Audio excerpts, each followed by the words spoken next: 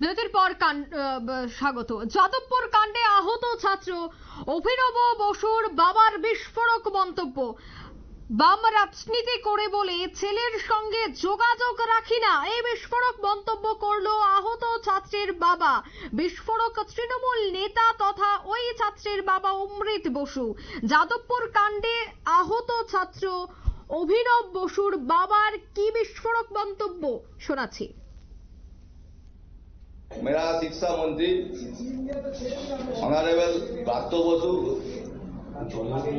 उनका ऊपर जो हमला हुआ, मैं उनको तीव्र भाषा में वो प्रतिवाद कर रहा है। ये घटना ठीक नहीं है।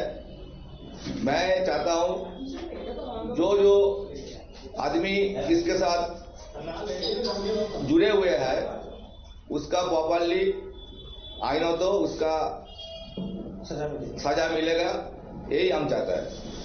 एक नाम आ रहा है जो आपके बच्चे एक नाम आ रहा है जो हमारा लड़का का, वो थोड़ा सा चोट हुआ है। मैं पहले बांग्ला में बोला था, वो लड़का के साथ मेरा लड़का है, वो यादवपुर यूनिवर्सिटी में पढ़ रहा था, लेकिन वो छात्र फेडरेशन कर रहा है, उसका साथ मेरा कोई रिश्ता नहीं है कोरोना काल से।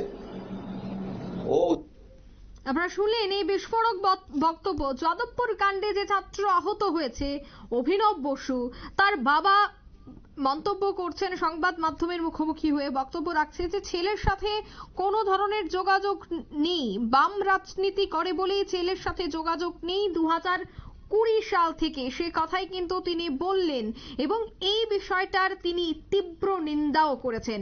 যাদবপুর বিশ্ববিদ্যালয়ে শনিবার থেকে যে ধুন্ধুমার কাণ্ড চলছে, এখনো পর্যন্ত ছাত্রছাত্রীদের বিক্ষোভ এবং ধর্মঘটের ডাক, সমস্ত বিষয়কে কেন্দ্র করে তৃণমূল নেতারাও কিন্তু যে যার মতো করে এই বিষয়টার প্রতিক্রিয়া ব্যক্ত করছেন। অর্থাৎ অভিযোগের পাল্টা অভিযোগে সরগরম রয়েছে পশ্চিমবঙ্গের রাজনীতি।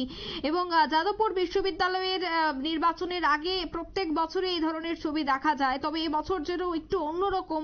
এবার শিক্ষামন্ত্রীর উপর হামলা, শিক্ষামন্ত্রী অনৈতিকভাবে তিনি প্রবেশ করেছেন এমনটা অভিযোগ এনেছে এসএফআই। অর্থাৎ অভিযোগ এবং পাল্টা অভিযোগের রীতিমতো সরগরম। নিয়ে নিচ্ছে এই মুহূর্তে ছোট্ট একটি বিজ্ঞাপন বিরতি।